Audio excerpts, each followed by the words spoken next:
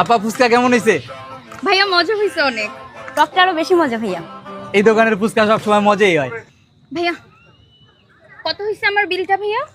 বিল আপু এমনিতে তো নর্মালি আমি 100 টাকা প্লেট বেচি, আপনার হইছে 500 টাকা। 500 টাকা কেন?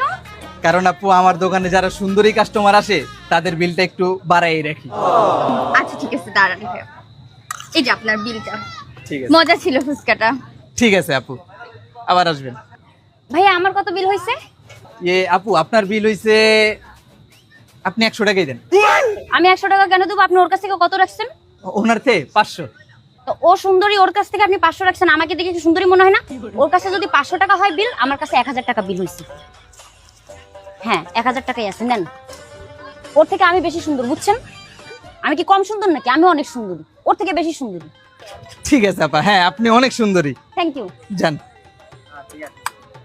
হ্যাঁ 2 প্লেট ফুচকা 1500 বেচ চালাইলাম, এটাই তো ব্যবসা। মায়ের কাছে এমনি ব্যস্ত হয়। কাকা আরো 2 প্লেট ফুচকা লাগাও।